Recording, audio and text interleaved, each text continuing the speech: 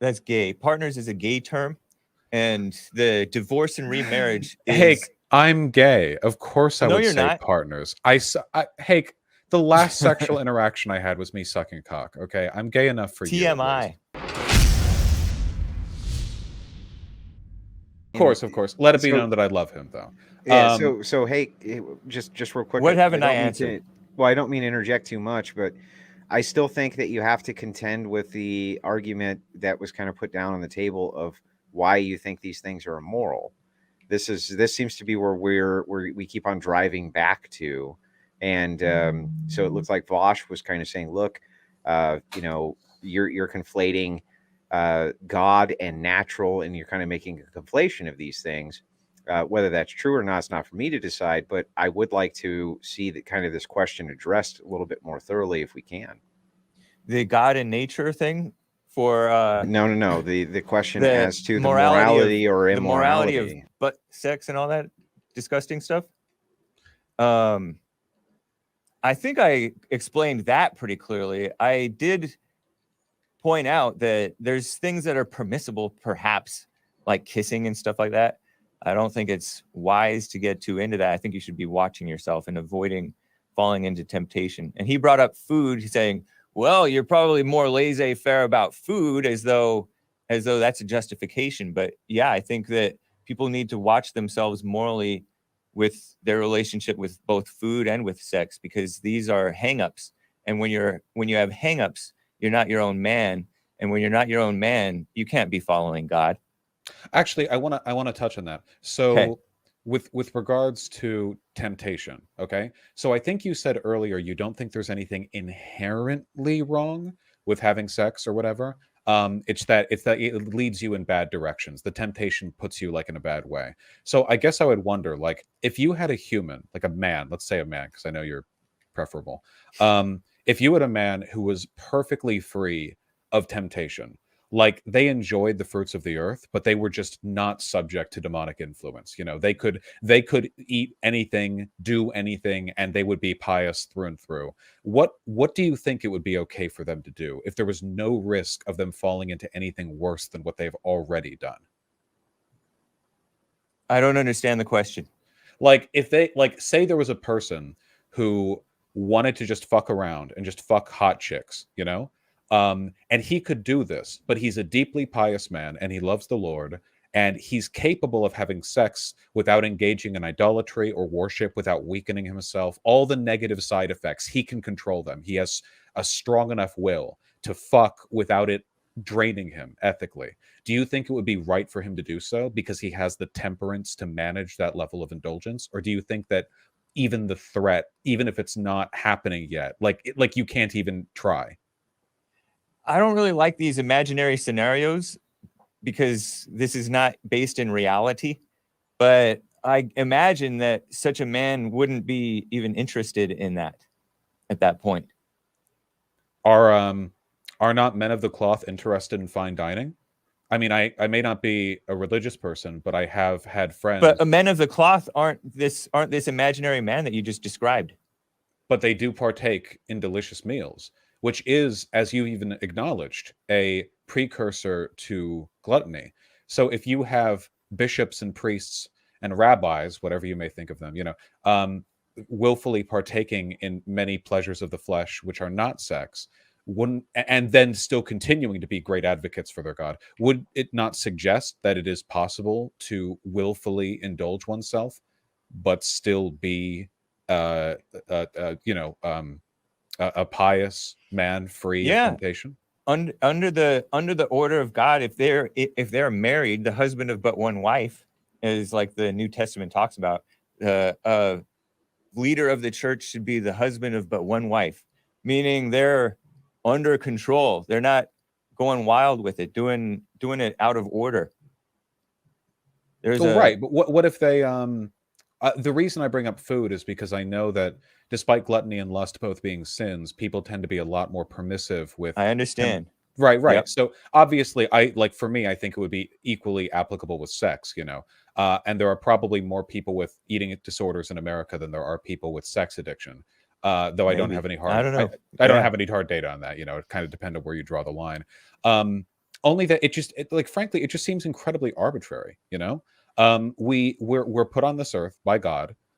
We have a finite length of time during which to demonstrate our character, and it seems like of all the mortal sins we can commit, of all the things we can do to defy the will of God, murder, rape, torture, whatever, like we do horrible shit to each other, and then it's like, okay, yeah, also like don't like suck a dick, like don't do anal sex. It just seems bizarrely arbitrary. If it's a personal code you'd like to indulge in, that's fine, but I don't know how you can fairly argue that other people are suffering for their indulgence.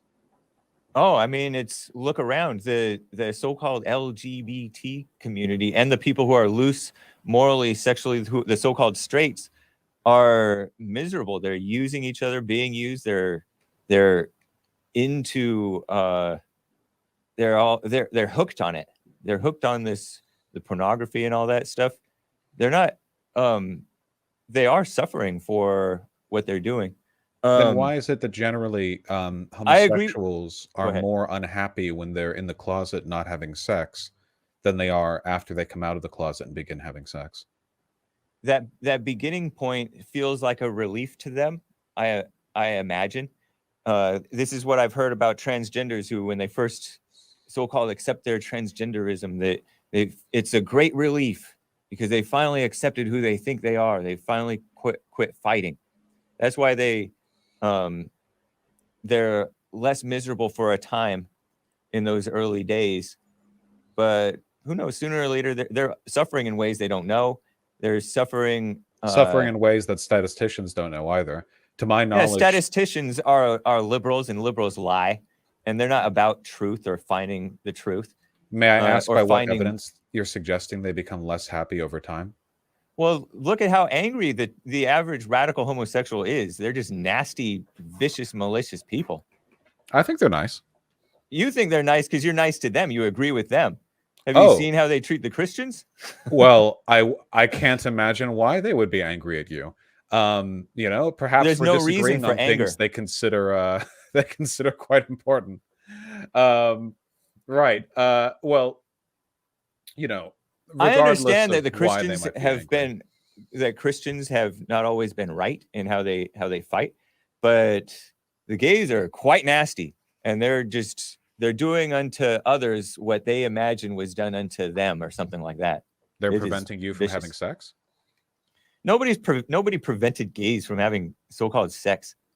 They were subjected to anti-sodomy laws and arrested and sterilized in the state. Good, for their own good. Well, that would be preventing them from having sex. That's not actual sex, but that's like, this is kind of silly because people, if they were caught, you're being female-minded right now. Come on. No, hold on, listen. If they were female-minded, nobody can know what they're going to be like 30 years in the future. No human can, no matter how responsible or well-prepared you are. People change with time. I think it's horrible, the idea. Don't get me wrong. People who stay married their whole lives, I think that's a wonderful thing, matrimony and all that. But if they want to leave, why consign them to that fate? And why consign the children to an adolescence surrounded by parents who hate each other? That's also a high predictor, by the way, for crime. When children see their parents go like marital instability between their parents, that's something psychologically that's often a precursor to other problems. Because that's why we need morality. What if they just don't get along anymore? That's not even a moral thing. That's just it is a moral thing. You not getting along, you're acting like two adults can't suck up and accept their lot in life. For their whole lives to be, so you're not even talking about getting along, you're just talking about like forcing it for your entire life. This is all like a what if thing, but yes. Well, it's a what if that happens, right? There are plenty of unhappy married couples out there. Right, and you know why they don't get divorced? Well, I think they should. There are a lot of children of unhappy couples that say they wish their parents had just gotten divorced because they would have much rather have been raised by one parent than raised by two parents who hate each other, which thus give them a really fucked up view of relationships. But like, imagine what a kid thinks of relationships when they grow up with a man and a woman who hate each other. Like, that's got to set you down the wrong road from the beginning. But you're comparing evil to evil, and you're giving us a false dilemma. It's not evil to dislike a person you married. Humans change. I know, but you just admitted that it isn't evil that the kids suffer. I'm using evil in the sense of it's a misery. The evil's them staying together. They can choose to yeah, leave. I'm saying, but that's not a good. That's not a solution. You're If two comparing people one don't like each evil. other. You're comparing one evil, which is divorce, which children of divorce don't tend to do well, and to the evil of them being miserable and staying together, which is the same thing. You're basically comparing the same thing. If it's the same, let's say it's the same thing, which I don't well, believe. it's not exactly the same thing because you just described that they stay together and they get miserable. I caught that point. Right. If we Yeah. were to believe that would lead to the same outcome for the children, do the parents not have a right to find other people who they'll love? There is no. The parents don't have any love. And that's why they're miserable together. They're not going to be Right, so they should happier with find new somebody people. else. No, they shouldn't find new people. If you don't have love, then you're not going to love somebody else. Do you love me, Hake? Would you fuck me? No, that's wrong. But you could love somebody else. But that's not love anyway. You shouldn't get married for this quote unquote love thing. That's a fake idea. People don't know what love actually is. Interesting.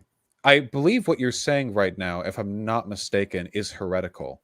The How idea so? of love is a bonding mechanism that God gave human beings as a way of encouraging, like the love humans feel for each other is a reflection of the love that God has for all men. By denying the existence of No. love, especially as a precursor to marriage, I'm pretty sure you're turning your back on God's love. No, man, because the men and women who get married, they don't tend to love each other, but they hopefully they start to actually love each other, right? Normally they're into sex or some other thing, and then hopefully they overcome the sex and find actual love. I think you might Which be is- projecting some of your feelings towards women onto other people, because generally speaking, I think when people marry, well, there are a lot of reasons why people can marry, of course, but I generally don't think people marry for the sex. Like, you can just fuck people if you want. I know they're hooked though by the sex. I can just have sex with people without marrying, though. Why would I marry someone if I just want pussy? But a lot of people want to be more traditional than you. Even the so-called gays, they want to be more traditional than you. So they think that they think that this marriage thing will be the family that they want, the love that they want. But they're looking for love, and they think that they have love. But that's not the kind of so-called love that human beings have towards each other. As you just admitted, 30 years down the line or less, it sours. That's not love. Love lasts. I don't think That's anything very lasts. different from God's love. Well, You think God's nothing love lasts? is eternal, sure, but I don't Yeah. think that any interhuman love lasts. Humans change. And I think that we should have a right to find new partners for ourselves when we find that our current partners, and I, or you, or whoever else, no longer have much in common and don't get along that well anymore. That's gay. Partners is a gay term, and the divorce and remarriage is. Hake, I'm gay. Of course I No, would you're say not. partners. Hake, the last sexual interaction I had was me sucking cock, okay? I'm gay enough for you. at TMI. least. Vaush, who is more likely to suck a dick? Big Papa Fascist or CTV?